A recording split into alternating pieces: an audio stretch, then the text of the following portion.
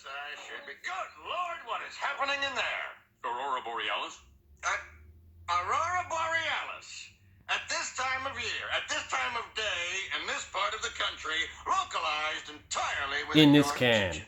Yes. That's it? Yes, you may.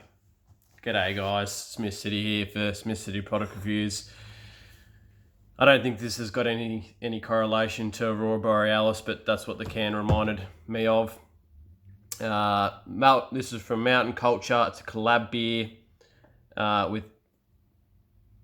with let me just try to get that. There you go. With Beer Cartel. So obviously this is a Beer Cartel beer that came in my last subscription, and it's a collab beer.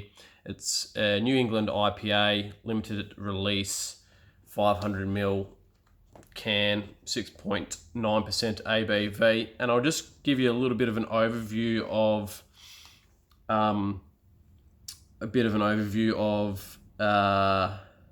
hold up a sec, of Mountain Culture Brewing Company. So once upon a time, that's on their About Me section on mountainculture.com.au. Built in 1912 in the beautiful Blue Mountains town of Katoomba. Our building housed the Echo, the local paper, for many years, and they've actually got a photo there from 1912. It's pretty cool. Have a bit of a look, guys, if you're interested. Later allegedly passed time as a dancing saloon and home for lost or belated drunks, until finally ending up as a civic video store. Civic video store? I haven't heard civic video store. I remember them as a thing, but wow, that's going back a fair while. In 2017, DJ and Harriet McCready embarked on transforming the debilitating building into the first brew pub in the Blue Mountains. After 18 long months of careful renovation, we opened the doors with the goal of welcoming people from near and far to come in and have a beer. But not just any beer. Rather, we hold ourselves accountable to a standard that means constantly pushing the limit and pushing ourselves to figure out how we can brew better beer every batch. Because let's face it, life is short. We have no time for beers that don't blow our hair back, and nor should you. So there it is. I'm going to get into a glass and start this review.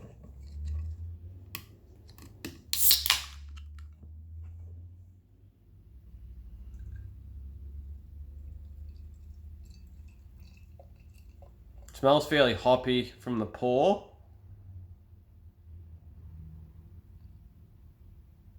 Will this house a 500ml can? I think it might. Bang, got it all in there. Fantastic. Heavily carbonated, as you can see. I don't even need to really get that to focus too much there for you guys. You can see that in all its glory. It's a 2-finger white head, and as you can see, those bubbles there, I'll see if I can get it to focus on just the head there, they're quite large, so that will go away pretty quickly. I'll get straight into having a sniff for you guys and let you know my thoughts.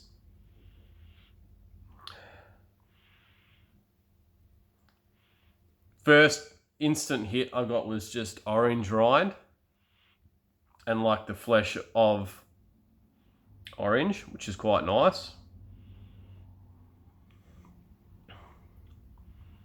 Got some citrus stuff going on.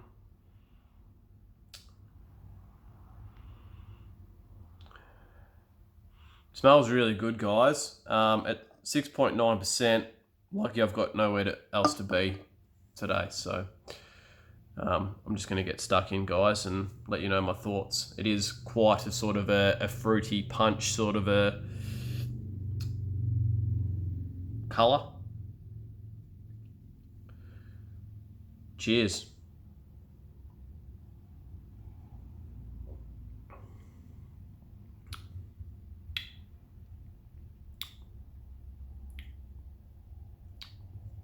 Bit of stuff going on, so I'm going to have to dive right back in.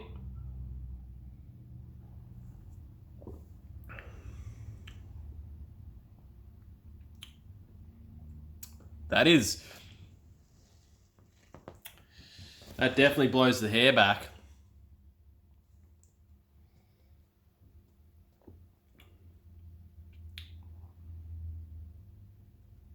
Okay, so it is predominantly orange. And so you've got like the flesh of the orange up on the front palate, and then you get that bitterness from the rind. That's quite nice. That is really quite nice.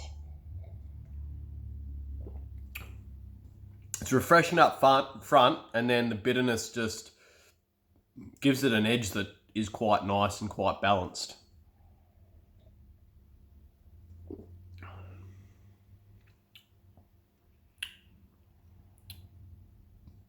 I like what they've done with the balance of the malts and hops here.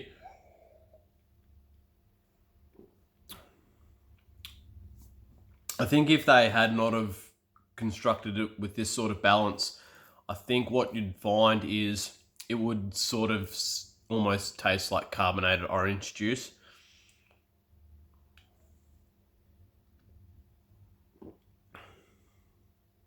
And obviously when you are drinking a beer, you still want it to taste predominantly like a beer.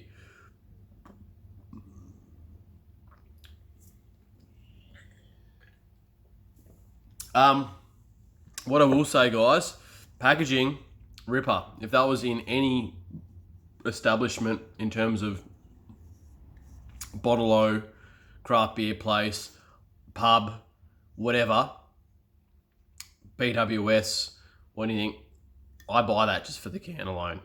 Just for the can alone. Yeah, it's good. Got good contrasting colours there, and then they've used part of the colour there as sort of like the logo or it popping out, which is I reckon is quite fantastic. It's obviously got the silver head there. We'll have a bit of a read, guys, but the drinkability is spot on. The packaging is spot on. So we'll read. Oh, by the way, I didn't even say what it was called. Narconomics. There you go, right there.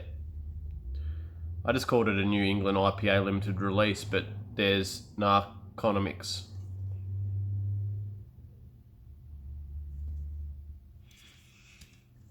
Don't even know if that's a word. It's kind of like two words, narcotics and economics put together. So, with the business savvy and connections of the multinationals, not to mention the types of protection that can be offered, it makes sense to collaborate with the cartel. Our associates don't even mind that we get high on our own supply, which is, in this case, delightfully hazy. Delightfully. I like how they use that. Obviously, delightfully devilish in the Aurora Borealis scene of The Simpsons. Hazy and our most strata-forward beer so far. A hop well known for its cannabis-like qualities. Really looking forward to asking our lawyer if we can call him back. The cartel is on the other line. Cannabis-like qualities.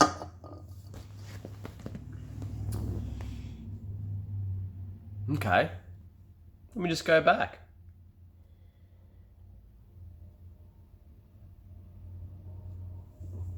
I had a little nap before this and I set my alarm for 4:20, so that's quite funny.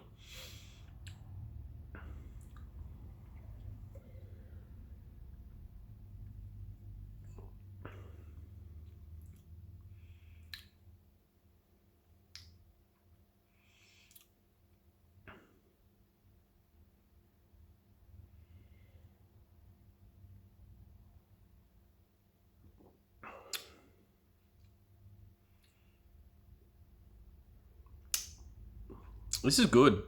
This is really good. This is really well balanced beer. And so the hop, Strata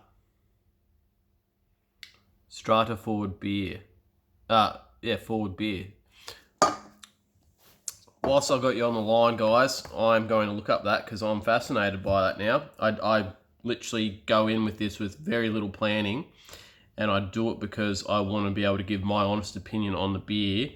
But now that's got me Strata hop.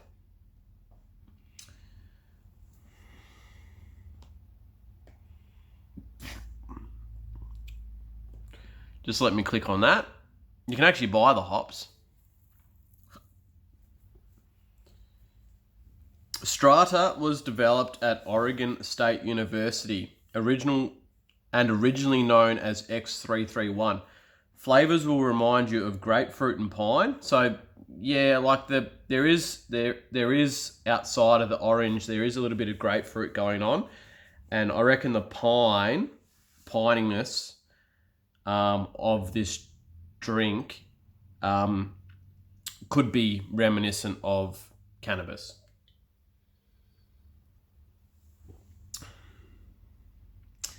And help round out a clean bite of a classic West Coast style Indian pale ale. Growers say the aroma profile is citrus, tropical fruit, pungent, dank, with alpha acid values comparable of Amarillo and Centennial. Now there's more. So Strata, formerly known as X331, is Indie Hop's first hop variety to be released out of their breeding program, born in 2009. Strata is the progeny of an open pollinated pearly. I'm probably getting these words wrong, but I don't care. Located at an Oregon State University experimental field in Corvallis, Oregon. From the get-go, this hop was out to impress between its strong disease resistance, vigorous growing habit, and complex layers of aroma. X331 rose to the top of an impression group of competitors. Brewing usage, dual purpose, aroma, passion fruit, grapefruit, strawberry, dank, herbal cannabis.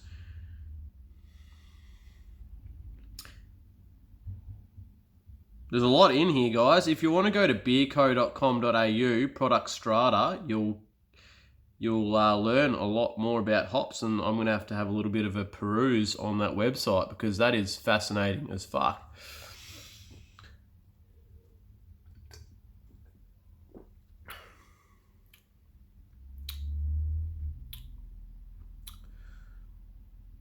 Okay, so you do get sort of an orange vibe, but then on the mid palate, before you get that bitterness rolling through, you do get a little bit of that grapefruit.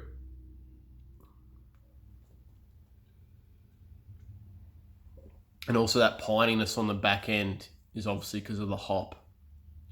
So it's got nothing to do with orange peel or necessarily fruits in the beer, but it's just the way that particular hop is developed and the characteristics of that hop and how it's brewed.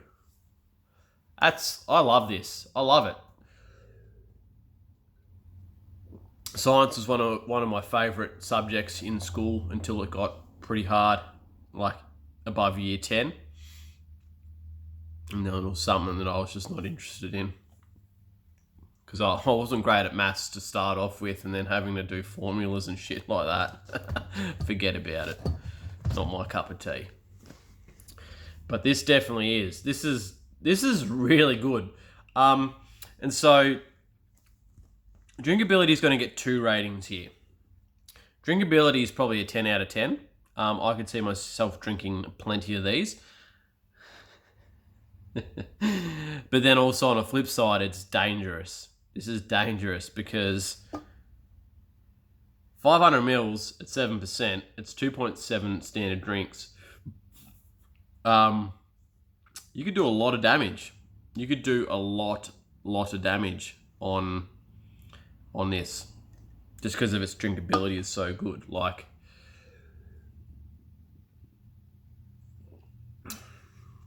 now whilst I'm talking about drinkability, I am trying to think about context of climate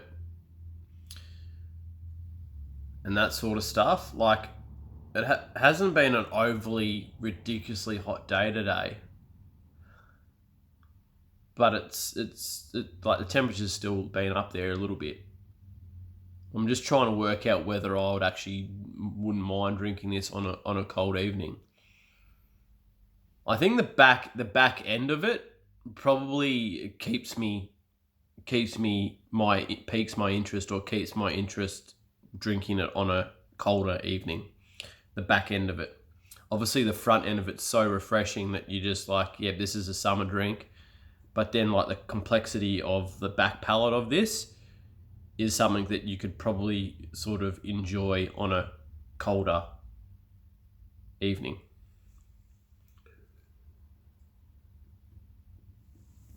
Now,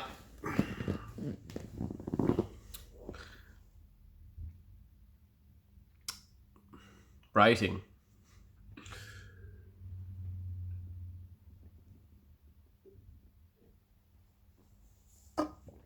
Wow. Yeah, okay. That last little gulp, because I took a bigger gulp. Yep. I can definitely sort of understand the cannabis qualities that hop is bringing to the party. I'm gonna have to give back-to-back 10s because my last review was a 10. I'm giving this a 10. This is really good. This is fantastic. Amazing work from Beer Cartel. Like, if Beer Cartel was able to push mountain culture to be able to facilitate this drink, collabs are something that interests me, because sometimes they work and sometimes they don't. And the reason why sometimes they don't is because let's just say a brewery is collabing with a supermarket, or like, let's say things like Aldi or whatever, is they get into contract with each other, and depending on how the negotiations work is, obviously Beer Cartel need to make money on this just as much as mountain culture. So sometimes what can happen with collabs is they get into bed with each other, which is awesome. They're going to produce a beer that Beer Cartel can market, which is probably more than what the mountain culture could probably do by themselves, being able to get it out to a broader audience, which is fantastic. But what can happen is some breweries then go, okay, well, we probably took unders, and so now we're going to have to find a way to cut corners and skimp on the product being where we want it to be able to make this a financially viable product. But that doesn't happen here. That is amazing. This is an amazing beer, and I recommend that. Beer Cartel don't just do subscriptions. They do something where you can just go on, there's a beer there, you buy it, and it is delivered. This is one that you need to go out and get straight away. Like, no ifs, ands, or buts. And I know sometimes I talk about, don't let me sway your way in terms of, you hear me talking about it and you've just had some beers and you may want to have a rest, and, don't take my word that you just then have to go out and get a drink. But this is one where you got to. This is one where you have to. Go out and get it. You will not be disappointed. And I think most beer drinkers would probably enjoy this. I think every craft beer drinker would like 100% of craft beer drinkers would actually love this. Unless you were so against IPAs, but really good stuff. Really good stuff. I'm going to get going, guys. It's a 20-minute video. I do apologise, but at the same token, sometimes that just happens. All right, guys, catch you on the next.